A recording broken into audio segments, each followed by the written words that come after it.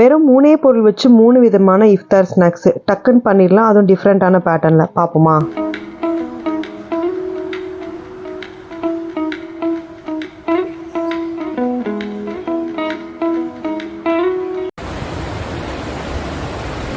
அஸ்ஸலாமு அலைக்கும். Hi friends, welcome back to Madurai பொண்ணு channel. Hope you all are good. நம்ம இன்றைக்கி Ramadan day in my life பற்றி பார்க்க போகிறோம். அந்த டே இன் மை லைஃப்பில் ஒரு சூப்பரான டிப்ஸ் அண்ட் ட்ரிக்ஸோட இஃப்தார் ஸ்நாக்ஸ். எத்தனை பேர் வந்தாலும் சரி, டக்குன்னு இந்த ஒரு விஷயம் மட்டும் செஞ்சு முடிச்சிடலாம். அதுக்கு ஒரே ஒரு பொருள் மேண்டட்ரியாக இருக்கணும். அது இருந்துச்சுன்னா டக்குன்னு செஞ்சிடலாம். அது மட்டும் இல்லாமல் சமோசா ஷீட்டும் பர்ஃபெக்டாக நிறைய பேருக்கு வராது இல்லையா? ஸோ அதுக்கு என்னெல்லாம் பண்ணலாம், எப்படி செய்யலாம், அது அதே மாதிரி அந்த கடையில் வாங்குகிற சமோசா டேஸ்ட்லேயே எப்படி இருக்கும் அப்படின்றதுக்கு ஒரு டிப்ஸ் அண்ட் ட்ரிக்ஸோடு சொல்லித்தரேன். அண்ட் ஒரே விஷயங்களை ஃபாலோ பண்ணால் போதும், 3 விதமான ஸ்நாக்ஸ்லாம் செஞ்சிடலாம். அதை பற்றியுமே இந்த வீடியோவில் டீட்டெயிலாக டிஸ்கஸ் பண்ண போகிறோம். வெஜ்ஜா நான்வெஜ்ஜான்னு கண்டுபிடிக்காத அளவுக்கு வெஜ்ஜை வச்சு ஒரு சூப்பரான டிஷ். ஸோ கண்டிப்பாக மிஸ் பண்ணாமல் பாருங்கள். இப்போ வாங்க வீடியோ பார்க்கலாம்.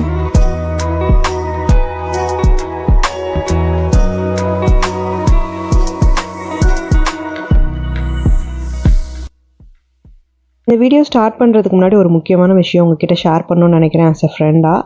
ஸோ நானும் பார்த்திங்கன்னா மிடில் ஈஸ்ட் கண்ட்ரியில் தான் இருக்கேன். ஆல்மோஸ்ட் வேர்ல்டு வார் மாதிரி இப்போ நடந்துகிட்ருக்க ப்ராப்ளம்ஸ் எல்லாம் பற்றியுமே உங்களுக்கு தெரியும், ஈரான் இஸ்ரேல் போர் பற்றி. ஸோ இதில் நிறைய பேர் அஃபெக்ட் ஆகிட்ருக்காங்க. என்ன நடக்குதுன்னே தெரியாமல் நிறையா குழந்தைகள் அஃபெக்ட் ஆகிட்ருக்குறாங்க. நான் யாரையுமே எதுவுமே ஸ்பெசிஃபிக் பண்ணி சொல்லலை. என்னோடய விஷயம் என்னென்னா, இந்த ரமலான் மாதத்தில் எல்லாருக்குமே அமைதியான முறையில் இந்த நோன்பு செல்லணும், போய் சேரணும் அப்படின்றது தான். ஸோ எல்லாருமே அதை நினச்சி துவா செஞ்சுக்கிட்டு அமைதியான முறையில் இந்த நோன்பு நாளை கடக்கணும் அப்படின்றது தான் நான் துவா செய்கிறேன். எங்களுக்காக நீங்களும் துவா செய்யுங்க. அல்ஹம்துலில்லாஹ் எங்களுக்குமே நோன்பு எல்லாமே நல்லா தான் போயிட்டுருக்கு. இப்போ வரைக்கும் நான் இருக்கிற இடத்துல ஸ்பெசிஃபிக்காக எந்த ப்ராப்ளமும் இல்லை. இப்போ வீடியோ பார்க்கலாமா? நான் இந்த இஃப்தார் ஸ்நாக்ஸ் செய்கிறதுக்காக ஒரு பெரிய வெங்காயம், ஒரு பெரிய கேரட் எடுத்திருக்கேன்.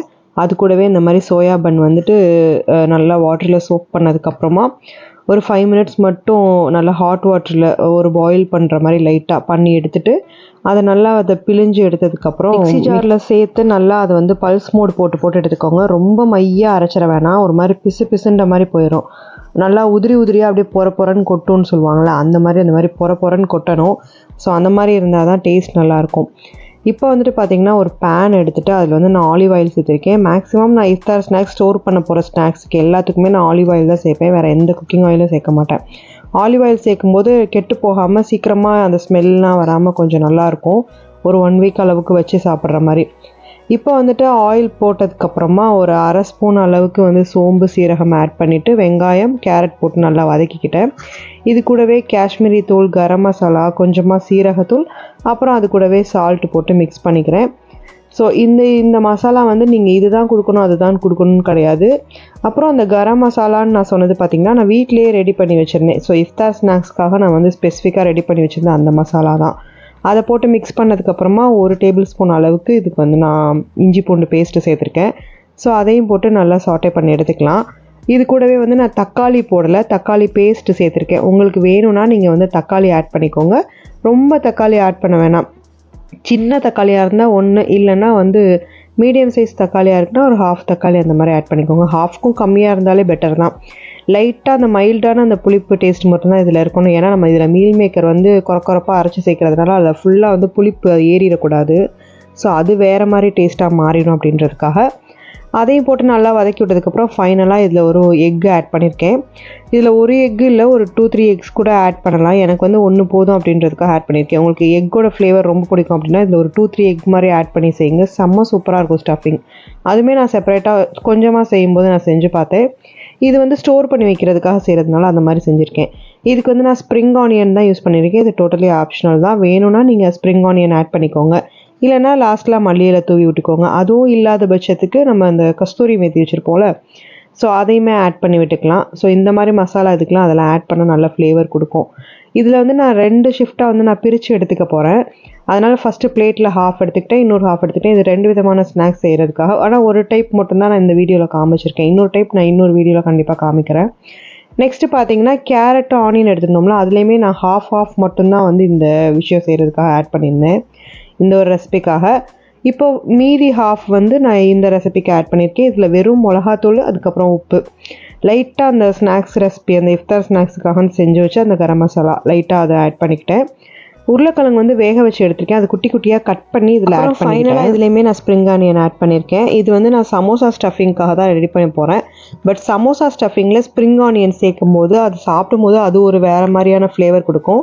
ஸோ முடிஞ்ச வரைக்கும் ஸ்ப்ரிங் ஆனியன் கிடச்சிச்சின்னா அதுவே ஆட் பண்ணி பாருங்கள், நீங்கள் நம்ம நார்மலாக மல்லியில் சேர்க்குறதுக்கு பதிலாக. ஸோ அதையுமே ஆற வச்சுக்கலாம் அப்படின்னு சொல்லிட்டு வச்சாச்சு.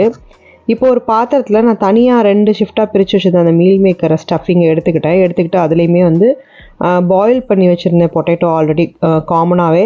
ஸோ அதில் ஹாஃப் தான் பார்த்திங்கன்னா வந்து சமோசா ஸ்டஃபிங்க்கு ரெடி பண்ணிவிட்டு மீதி ஹாஃப் இதில் போட்டு நல்லா இப்படி பிசைஞ்சுக்கணும்.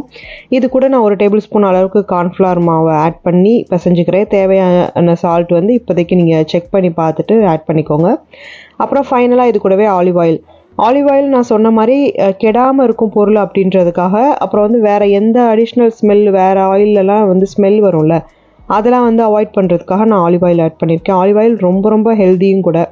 ஸோ கண்டிப்பாக அதை மிஸ் பண்ணாமல் நிறைய குக்கிங்கில் சேர்த்துக்கோங்க, ரொம்ப நல்லது. இப்போ வந்து நான் இதெல்லாம் ஒரு குட்டி குட்டி பால்ஸாக ரெடி பண்ணி வச்சுக்கிட்டேன். இதுக்கப்புறம் செய்ய வேண்டிய ஸ்டெப் மட்டும்தான் கொஞ்சம் வந்து நம்ம பார்த்து செய்கிற மாதிரி இருக்கும். பட் ஒரு இதை செஞ்சிட்டோம்னா அடுத்தடுத்து டக்குன்னு செஞ்சிடலாம், அந்த மாதிரி தான் இருக்கும். இப்போ வந்து அது கொஞ்சம் செட் ஆகட்டும் அப்படின்றதுக்காக அந்த பால்ஸ் எல்லாமே தனியாக வச்சுக்கிட்டேன். இப்போ வந்துட்டு பார்த்திங்கன்னா எடுத்து வச்சுருந்த அந்த சமோசா ஸ்டஃபிங்கில் வந்து கொஞ்சமாக வந்து நான் மொசரல்லா சீஸ் சேர்த்துருக்கேன். ஸோ அது சாப்பிடும்போது ஃப்ளேவர் நல்லாயிருக்கும் அப்படின்ட்டு பார்த்தீங்கன்னா சேம் இந்த ஸ்விஸ்ஸோட அந்த பிராண்டில் இருக்கிற சமோசா ஷீட் தான் வாங்கியிருந்தேன். முடிஞ்ச வரைக்கும் அந்த ஸ்விஸ் பிராண்ட் கிடச்சிச்சின்னா அதே வாங்கிக்கோங்க, ரொம்ப டேஸ்ட்டாக இருந்ததுக்கு. அப்புறம் வந்து கிறிஸ்பியாக வரதுக்கும் சரி, அந்த ஷீட்டோட கன்சிஸ்டன்சியும் சரி, அது ஒரு மாதிரி நல்லா இருந்தது. ஸோ அந்த பிராண்ட் கிடச்சிச்சின்னா அதுவே வாங்கிக்கோங்க. அதே மாதிரி சமோசா ட்ரை பண்ணும்போது லாஸ்ட் இயர்லாம் ஃபுல்லாக அந்த பேப்பர் மாதிரி விரிச்சு விட்டு அதுக்கப்புறம் மைதா 2 பக்கம் தடவிட்டு அப்படியே பேக் பண்ணுவேன். பட் இப்போ வந்து ஃபஸ்ட்டு வந்து ஒரு 2-3 டைம் மடிச்சுட்டு அப்படியே உள்ள ஸ்டஃபிங் வச்சு நம்ம லாஸ்ட்டாக மட்டும் பேஸ்ட் பண்ணிக்கிற மாதிரி நான் பேஸ்ட் பண்ணியிருந்தேன். இது ரொம்ப ஈஸியாக இருந்தது, டக்குன்னு செஞ்சு முடிச்சிடலாம் அந்த மாதிரி இருந்தது. இதெல்லாம் ஒரு விஷயமா நினைக்காதீங்க, ஆனால் ட்ரை பண்ணுறவங்களுக்கு புதுசாக ட்ரை பண்ணுறவங்களுக்கு இதெல்லாம் கொஞ்சம் பெரிய விஷயமாகவே இருக்கும். ஸோ இந்த மாதிரி அழகாக நான் ரெடி பண்ணி வச்சுக்கிட்டேன். இப்போ வந்து இது பேக் பண்ணி வைக்கிறது தான் பெரிய விஷயம். ஃப்ரீசர் ஐட்டத்தை பொறுத்த வரைக்கும் நம்ம வந்து ரெடி பண்ணுறதை விட அதை அழகாக பேக் பண்ணிக்கணும், அதுதான் ரொம்ப பெரிய விஷயமா இருக்கும்.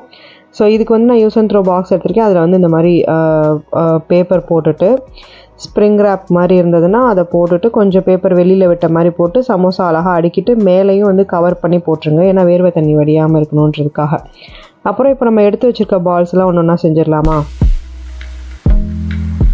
ஆக்சுவலி இந்த ஸ்டஃபிங் செய்கிற வரைக்கும் நான் பிளான் பண்ணது பார்த்திங்கன்னா கேண்டி சிக்கன் மாதிரி செய்யலாம் அப்படின்ற மாதிரி தான் பிளான் பண்ணியிருந்தேன். அதுக்கப்புறம் இதை வந்து ஏன் நம்ம வந்து குல்ஃபி அந்த சிக்கன்ற மாதிரி பிராண்ட் மாதிரி நம்ம கொண்டு வரக்கூடாது அப்படின்றது மாதிரி தான் வந்து நான் ஸ்டார்ட் பண்ணியிருந்தேன். என்னோடய சன்னு ப்ராஜெக்டாக வாங்கியிருந்த அந்த ஐஸ்கிரீம் குச்சி இருந்தது. ஸோ அதை வச்சு இப்படி நல்லா ஒவ்வொரு பால்ஸ்லேயுமே வந்து ஸ்டிக் பண்ணி வச்சுக்கிட்டேன், நல்லா பிடிச்சிருந்துச்சு. உங்களுக்கு சப்போஸ் ஸ்டிக் பண்ணாமல் முடியாமல் இருக்குது அப்படின்னு யோசிச்சிங்கன்னா நீங்கள் இன்னும் கொஞ்சமே கார்ன்ஃப்ளவர் போட்டு அந்த மாவில் ரெடி பண்ணிவிட்டு அதுக்கப்புறம் பால்ஸ் போட்டுக்கோங்க. வந்து முக்கியமான ஸ்டெப்பே வந்து அந்த மைதா பேட்டர் ரெடி பண்ணுறது தான். பேஸ்ட் மாதிரி கன்சிஸ்டன்சிக்கு ரெடி பண்ணிக்கணும். அதில் வந்து நான் லைட்டாக வந்து காஷ்மீரி தூளும் லைட்டாக சால்ட்டும் சேர்த்துக்கிட்டேன். மைல்டாக இல்லாமல் அதுலேயும் கொஞ்சம் டேஸ்ட் இருக்கும் அப்படின்றதுக்காக சேர்த்துக்கிட்டேன். ஸோ அந்த மாதிரி ஒரு பேட்டர் ரெடி பண்ணிவிட்டு இந்த மாதிரி ஸ்லைஸ்டு ப்ரெட் எடுத்துக்கோங்க.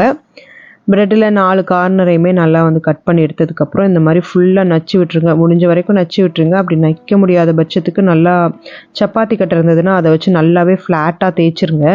தேய்ச்சிட்டு நான் வந்து குல்ஃபி டைப்பில் செய்யணும், அந்த குல்ஃபி சிக்கன் அந்த டைப்பில் செய்யணும் அப்படின்றதுக்காக நான் வந்து இதை ஹாஃபாக கட் பண்ணிக்கிட்டேன். ஒரு ஸ்லைஸ் ப்ரெட்டை 2 ஹாஃபாக கட் பண்ணிக்கிட்டேன். இப்போ அந்த மைதா பேட்டரை வந்து ஃபுல்லாக அப்படியே ஸ்ப்ரெட் பண்ணி விட்டதுக்கப்புறம் மெதுவாக அந்த ப்ரெட்டோட ஸ்லைஸில் வச்சு நல்லா வந்து ரவுண்ட் பண்ணி பேக் பண்ணிடணும். அந்த எட்ஜில் வந்து நல்லா கவர் பண்ணுற மாதிரி முடிஞ்ச வரைக்கும் இழுத்து பேக் பண்ணிக்கோங்க. முடியாத பட்சத்துக்கு நல்லா மைதா கோட்டிங் கொடுத்துருங்க. ஸோ அந்த மாதிரி தான் நான் வந்து பண்ணிக்கிட்டேன். ஃபுல்லாக மைதா கோட்டிங், இதுக்கு மேலேயுமே மைதா கோட்டிங் கொடுத்ததுக்கப்புறமா இதை வந்து பிரெட் க்ரம்ஸில் போட்டு அதையுமே மேலே வந்து கோட் பண்ணி எடுத்துகிட்டு தனியாக சேவ் பண்ணி வச்சுக்கணும். இது பார்க்கும்போது அழகாக அந்த குல்ஃபியோட அந்த கன்சிஸ்டன்சி அது பார்க்குறதுக்கு அதோட லுக்கு மாதிரியே இருக்கும் இல்லையா? ஸோ அது மாதிரி தான் இருக்கணும் அப்படின்ற ஒரு இதில் தான் ட்ரை பண்ணியிருந்தேன். அதே மாதிரி அட்ராக்டிவாக இருந்திருந்தது. டேஸ்ட்டும் செம்ம சூப்பராக இருந்தது. இதை சாப்பிட்றவங்க இது வந்து வெஜ்ஜா நான்வெஜ்ஜான்னு கண்டுபிடிக்காத அளவுக்கு அவ்வளோ டேஸ்ட்டாக இருக்கும்.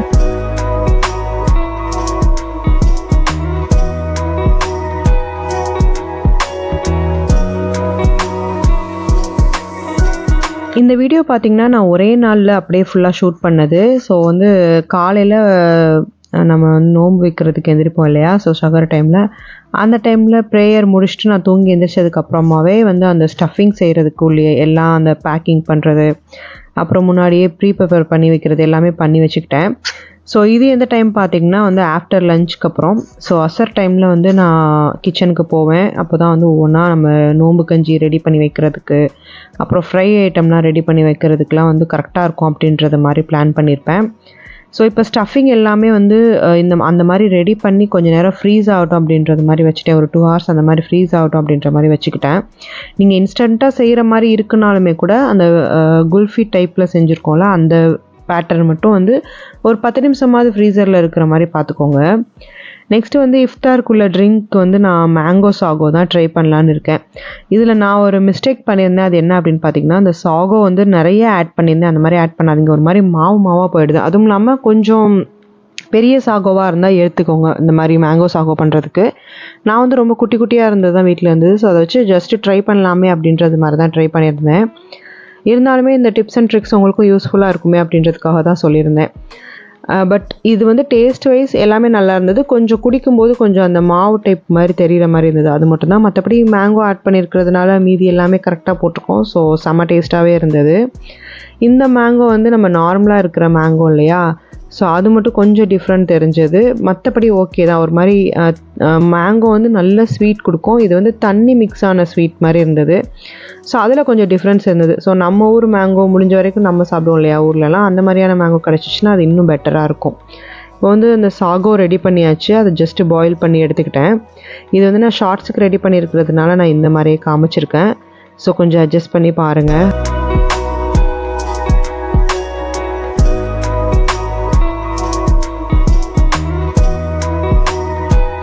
இதுக்கு வந்து மேங்கோவோட பல்ப்பை தனியாக எடுத்து வச்சுக்கணும். ஸோ அதை ஒரு மிக்ஸி ஜாரில் ஆட் பண்ணதுக்கப்புறமா அது கூடவே வந்து ஒரு 2 டேபிள் ஸ்பூன் அளவுக்கு கண்டென்ஸ்டு மில்க், அப்புறம் 1 டேபிள் ஸ்பூனுக்கும் கொஞ்சம் கூடையாக வந்து சுகர் ஆட் பண்ணியிருக்கேன்.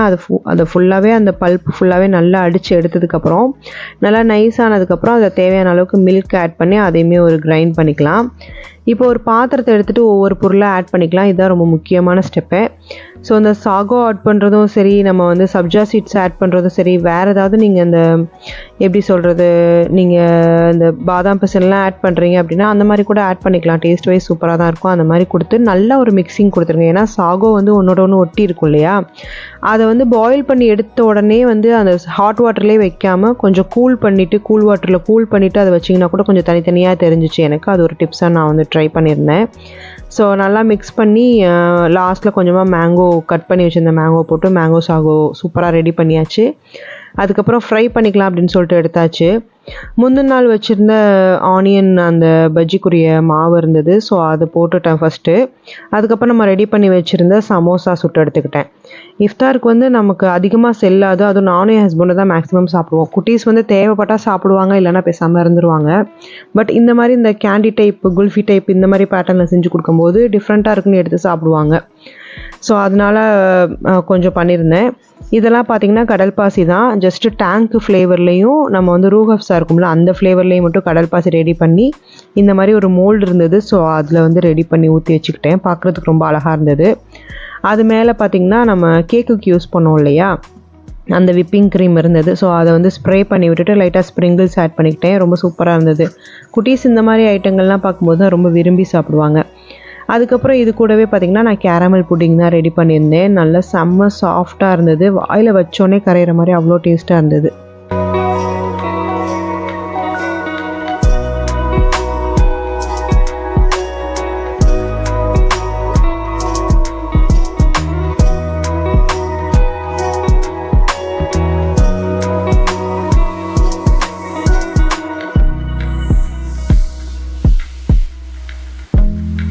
இப்போ வந்து இஃப்தார் டைம் நெருங்கிருச்சு அப்படின்றதுனால ஒன்றா பிளேட்டர் பண்ணிடலாமே அப்படின்னு சொல்லிட்டு ஸ்டார்ட் பண்ணியாச்சு.